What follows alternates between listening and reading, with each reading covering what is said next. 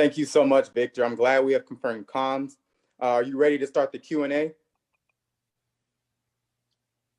I'm ready. I've been waiting for this all day. Teo, would you please start us off? Yeah, awesome. So our first question is asked by Aman, our Cal Poly NSBE chapter president, and relates to the NSBE pillar of positively impacting the community. Aman, please go ahead, unmute, and ask your question. Yes. What's up, Victor? It's Aman from one Cal Poly NSBE president to another. I'm curious to know two things. One, how has the National Society of Black Engineers played its role in literally propelling you into the upper echelons of our galaxy? And two, what should Cal Poly NSBE do back here on Earth to ensure there will be more melanin to accompany you in future space travel? Hey, great question, Aman. And first and foremost, let me say thank you to you all for pulling this off. It's great to talk to you and to know that you guys are interested in what we're doing up here on the space station. To answer your question, okay, yeah, that's much better. To answer your question, NSBE was influential in my time there at Cal Poly, helping me to, just like you brought up as the three pillars: academic success, professional success, and positively impacting the community, and making sure that not only that you excelled in those three areas, but that you kept weaving them together. And so NSBE was definitely a part of my academic and professional growth, and still is. We have a NSBE chapter there at Johnson Space Center in Houston, and I am active with them. And so, what is it that you guys can do back on Earth? Well, unfortunately, if you turn on the news, you see a lot of things that are going on in our society right now that you may not feel good about. But whenever I start ruminating over those things, I think about you all, actually. And I'm not kidding. You literally right there at Cal Poly, and students like you all over the world, when you look up and you see us older folks letting you down, you generally see young folks like you making that positive change and impact on your community. So I just want to encourage you to keep doing what you're doing, because you guys are making the world a better place. And if I can continue to do anything to set the conditions for your success, you let me know what I can do up here to ensure that more of us get the chance to do this in the future. Thank you so much, Victor. Now, this next question is from me, and it falls under the NSBE pillar, excelling academically. So I'm one of only a few Black aerospace majors in my class at Cal Poly. And while NSBE and BSU have been amazing at creating communities, and if you're talking, I can barely hear something in the background, but I'm not hearing you. Can you hear me now? Sorry about that. It should be loud and clear. Great. So to repeat the question, I am one of only a few Black aerospace majors in my class at Cal Poly. And while NSBE has been an amazing source of creating community for Blacks on campus, I still struggle to find my place at Cal Poly as a Black student. What advice would you give to a student like myself who is struggling with the social plights of being at a school that lacks diversity? Well, first of all, I would encourage you to meditate on it, to come to understand it. I won't go so far as to tell you to like it, but I wouldn't say that you should try to push it out of your life, because the direction that you're going, being at Cal Poly, going off into the science and technology workforce, it is likely that you're going to continue to blaze trails and to be one of the few doing what you're doing. And that requires strength. And just like when you go to the gym, you put weight on the bar, and what does that do? It puts tension in your muscles. And the source of muscle growth is that tension. And that's what makes you physically stronger. It's also what makes you emotionally and spiritually stronger. So try to understand that. Try to understand what you're feeling, and have a network of friends, mentors, and folks that you can go to talk about it and to share it, because that helps. But I would say don't turn away from it. Don't let it deter you, because it's actually going to make you stronger and better equip you to be out there showing young folks who look like us that there's a place for them at the table. So find ways to deal with it in a healthy fashion, and then also helping other folks to deal with it as well. And actually, one of the things that helped me was driving up and down the coast to Flamson and down to Santa Maria and tutoring in the middle schools there and helping a lot of young kids who were like children of first generation migrant farm workers that were dealing with math and science classes, and just helping them to be successful helped me to feel good about what I was doing, helping my community, and also to focus in the classroom. So finding somebody else to focus on is another way to help you work through that in the meantime. Thank you so Great much, question. Victor. Much appreciated. Yeah, I can definitely get a lot from that question as well. Our next question comes from Wanjiku, a former Cal Poly NSBE senator, and it relates to the pillar of succeeding professionally. Wanjiku, go ahead and unmute to ask your question. Hi, Victor. So my name is Wanjiku. I'm a third year ME major here at Cal Poly. And going along kind of with Greg's question on struggles, and seeing kind of where you are now, I can only imagine the struggles that you've gone through to just get there. And so I was just wondering what has been the greatest struggle, whether it be in your career or college experience or even generally in life, that has taught you the biggest lesson. And what was that lesson? Can you repeat your name for me? Tell me your name again. Wanjiku.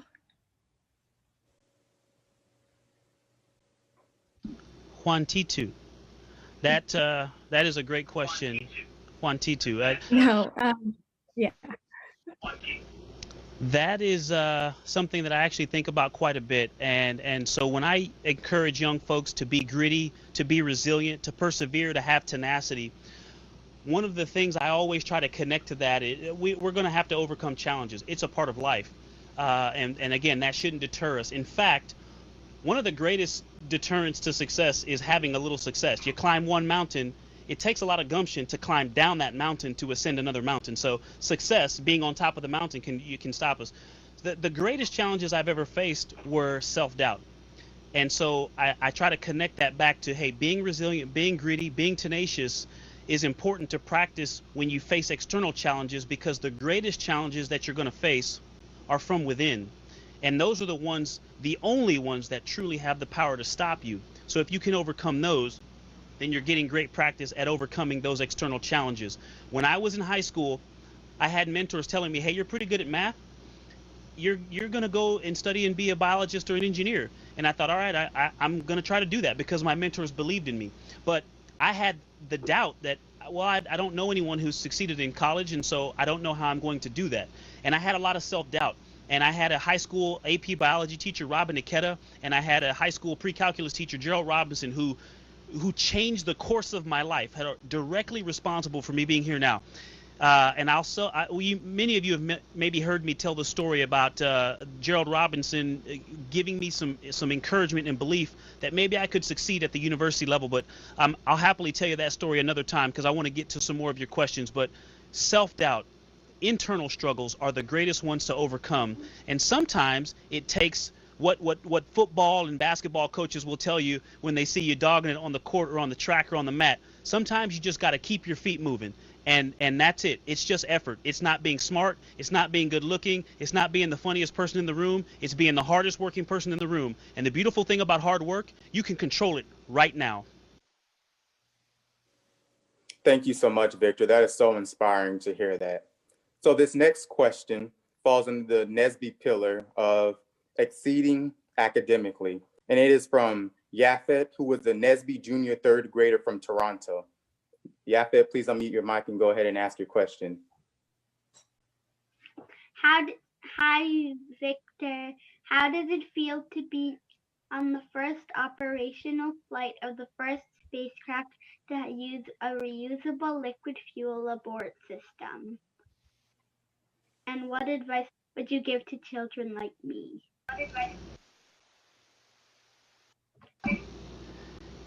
Yafet, thank you for that question. Thank you for your voice. It is so inspiring to hear young people's voices up here. And so just by you asking me that question, I think whatever you are doing in life, whatever your mentors and your parents, your wonderful parents are doing, Keep that going. Keep listening to those folks because you're already on the right track. It has truly been humbling and a tremendous honor and opportunity to fly this spacecraft to the International Space Station. Our Crew Dragon resilience and the International Space Station are amazing marvels of technology and examples of what we can do when we work together. And so being on that vehicle with its amazing abort system that helps to keep us safe and gives my family comfort that, hey, if something goes wrong, if it's not perfect, there's a way for us to get away. Just like when I flew F-18 jets, we had that ejection seat that could get us out of a sticky situation. It's truly been an honor and a privilege. And you know, this opportunity for me is really about making sure folks like you have the opportunity in the future to do whatever it is that you desire. And so I'll go back to these three, just like NSBE has those pillars, the three things I recommend to folks, no matter what you want to do in life, whether it's to be a good mom or a dad, or to be a great engineer or a great jazz trumpet player or basketball player. If you're gritty, resilient, tenacious, if you don't stop in the face of challenges, that's number one. Number two, be a lifelong learner inside the classroom and outside the classroom. And number three, be a good teammate. Be good to the people around you, and they'll pay that back to you. And that is the secret to not only achieving success, but having a good understanding of what success should be. Great question, Yafet. Thank you. Thank you, Victor, for that response. Thank you.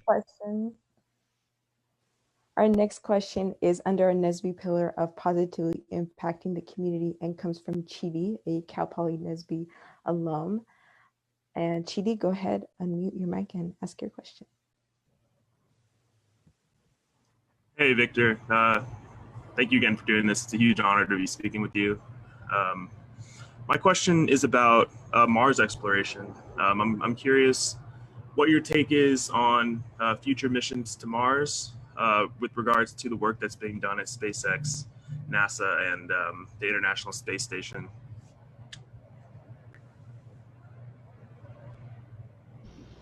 Well, my overriding thoughts are these, and I'm not going to dig into the details. We can talk about that. Send me an email or find a way for us to communicate, and I can get into some details with you. But working with SpaceX and spending 7 years at NASA, I'll tell you this. We have the perfect teams in place to go to the moon and to beyond, to Mars, and we're going to do that. And I will also say that seeing academia, corporate America, and the U.S. government come together and put our best and brightest on this problem, it is amazing what we're going to achieve in the future. What we've already achieved in the last year is pretty amazing. So it'll be neat to sit back and watch and maybe play a small part. And then I'll say this again: the two biggest thoughts are that one, and two, being here for just a couple of months and how much I think about my family and what an emotional journey this has been. It is going to be a significant thing when we name those first crews to go to Mars and to the moon, and the endeavor that is going to be. So while it is a technical challenge like no other, it is going to be an emotional and a social challenge as well that I think we need to really think a lot about. Us engineers are really good at solving the technical problems. We need to also think about the social, emotional, and organizational and cultural things that are going to come along with that, and make sure that we're ready for those, because they're going to be there. And when that crew decides they're going to leave the planet for 500 days, that is going to be an amazing investment that those heroes are going to have to deal with their families. And so, yeah, we got to remember that part too. Thank you so much, Victor. We appreciate that yet again. The next question falls under the NSBE pillar of succeeding professionally, and it is asked by Quentin. Quentin, please go ahead and unmute your mic. Sweet, thank you. First and foremost, I just wanted to echo what everyone else has been saying, and thank you so much for taking the time to chat with us. But I'll just get right to it, just so we can get through as many questions as possible. But what recent challenges have you faced as an astronaut on the ISS?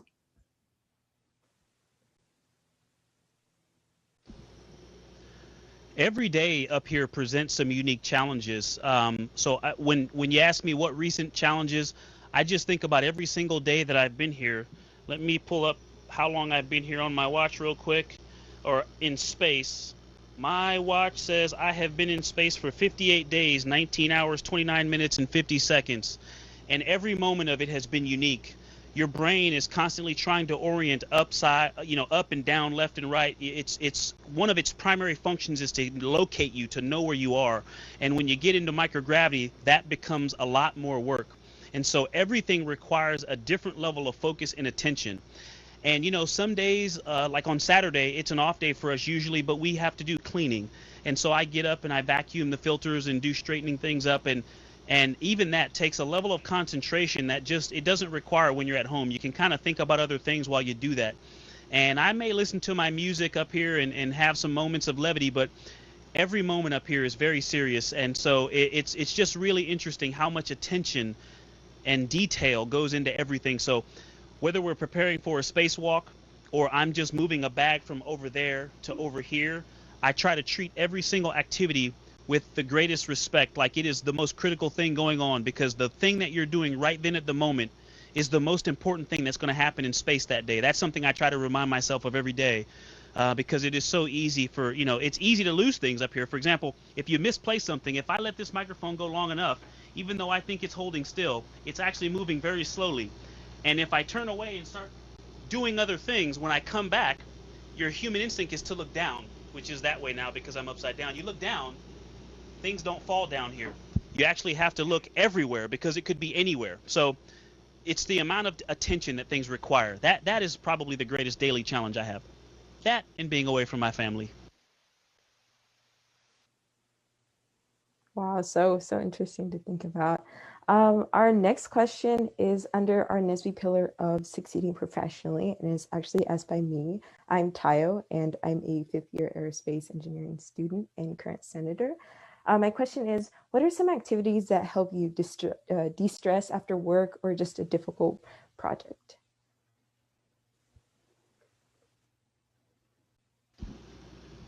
That is really important up here, I think. We come up here for 6 months at a time.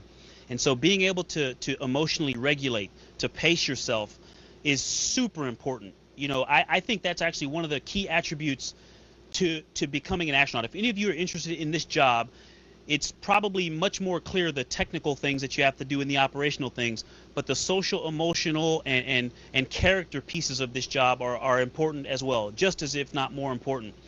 And so I think the internal resilience and making sure that you have set yourself up to be successful for the long term is challenging but vital. One of the things I really enjoy is exercising. We have time to exercise every day, and that helps me to relieve stress. I enjoy lifting weights. It's one of the things up here that feels the most normal because it just puts weight on all of your major joints, and that's what you feel like when you're standing up. Because here I have no weight on those joints. Everything just kind of relaxes since we're floating. And so it feels very normal. For 45 years of my life, I've been subject to 1 times the force of gravity. And so to be up here, you don't have that every moment. I also enjoy reading, taking the time to just sit back, grab my iPad, and open up a book and just peruse or really dig deep and everything from my Bible to some pretty heavy stuff. I'm reading of the book Sapiens right now, and so it's a little dense, and so but it's good to just sort of take a journey away from the space station for a few hours and lose myself in a good book. And the last thing, which is the single most enjoyable thing that I get to do, is talk to my family on the phone or video conference. I get to have a conference with them once a week where I can see them and they can see me, and I really enjoy that. It's just great we play games sometimes. We really like to play charades. Charades in microgravity is pretty awesome. I can do stuff they can't do on the ground, and that is probably the single greatest thing to help me not stress up here, is knowing that I'm going to get to talk to them at the end of the day makes the rest of the day go very smooth. Thank you for that, Victor. That was so insightful. Now, our next question is from Hector, our Cal Poly NSBE Corporate Relations Chair, and this falls under the NSBE pillar Succeeding Professionally. Hector, would you please go ahead and unmute your mic to ask your question? Hi, Victor. You've mentioned in previous interviews that working on the moon is a dream of yours. What are you most excited about with being named an astronaut for the Artemis program? Yes, thank you for following along and paying attention to that. It is an exciting time. Like I said, NASA and our corporate, international, and academic partners are going to do some amazing things in the years to come. We're doing amazing things right now, and it'll be exciting. But I tell you, I am so focused on this mission and being successful here right now. My next major thing is to get home safely, to land safe, to make sure that my crewmates are safe, and we all get back to our families. And then we can focus on the next challenge, whatever that may be. And whether I'm on a crew that gets to go to the moon or near the moon, or I'm in mission control supporting my friends and colleagues that are going to the moon, I want to be whatever part of that I can be. But I tell you this, though, I got to speak to some young kids last week and said this, and I really mean this. To sit here in microgravity and talk to you all about professional goals, to me seems very vain. Honestly, I have already achieved more than I could even dream. It's why I tell people to dream big, because I didn't dream big enough when I was young. I have done more than I thought I would ever do.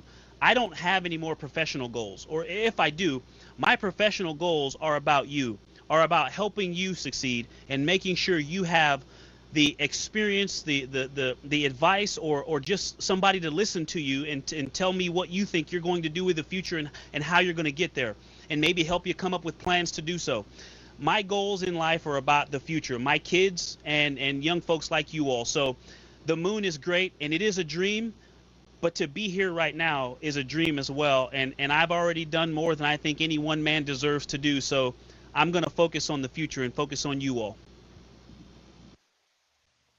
All right, thank you again, Victor, for that. And I think we have time for one more question, and this comes from Ogbanya from Cal Poly NSBE member. Go ahead and unmute to ask your question.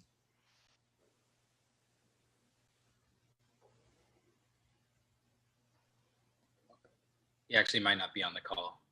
Okay, and then we have our final question then from Derek, Cal Poly NSBE member. Go ahead and ask your question.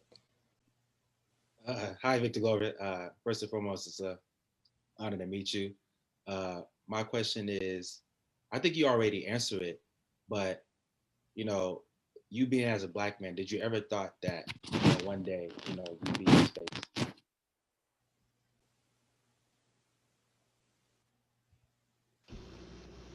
I think your question was, did I ever think that one day I would be in space? Yes.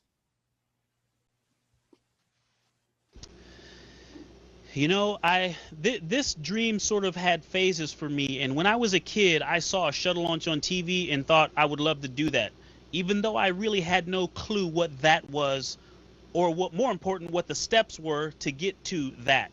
For example, I didn't think, I want to fly a shuttle. At the time, I wanted to be a police officer like my father, a firefighter, a stuntman, and a race car driver. And so I thought, I want to drive that thing. And I didn't know any pilots. I didn't know any engineers. I didn't know any college graduates. So as I got older and that dream matured, it really changed after I became a Navy pilot and a test pilot. And I saw a shuttle commander at a conference give a speech, Pam Melroy, one of our few female shuttle commanders, talk about her mission, that it really became a professional pursuit. But I said it earlier, I didn't really dream big enough. So to really be able to see me up here, I didn't dream big enough to see it when I was younger, but I did have that fantasy, and over time, I guess I had never let it go. So when it came time to put some meat on the bones of that dream, I was luckily in a place where I could do that. I had great mentors that made sure that I took steps that would give me options, that would open more doors than they closed. And so while I couldn't dream it for myself, I think I had other people who held on to those dreams and believed in me and encouraged me, and they watered that seed that eventually grew into something that I could hold on to later on. So, which is why I'm so encouraged to do those things for you if I ever get the chance. Great question. Thank you so much, Victor. That's about our time. So at this moment, I'd like everybody to unmute their mics and just give a goodbye to Victor as he goes and does what he needs. Thank you, Victor. Thank you. Be safe out there. Thank you. Thank you. Represent for us up in space. Thank you. Thank you. Representing Cal Poly, baby. Be safe out there. How do that? Fantastic. I love it. I love it. Hey, let me say one thing before we sign off. Listen, I truly meant it. I want to thank you all. Continue to work hard. Continue to take care of each other. Continue to think about the future and the positive impact that you can have on the world. I love NSBE because it's not just about academic and professional success. That positively impacting the community is something that all technical organizations, all organizations, period, should think about. As we've made progress over the last centuries that we've become industrialized nations, science and technology have made the world smaller, but have we made it more of a community? That is something that you all have to think about. That is something I challenge you with. Don't just think about technological advancements. Think about how to make sure that we're also advancing society and culture, people, the family. So as you continue to grow in your academic and professional pursuits, don't forget that last pillar, how to positively impact your community. Keep up the great work. I'm proud of you, and I know the future's bright from watching you all. Thank you. You've been so much motivation. It was great to talk to you and to hear your voices today. Take care.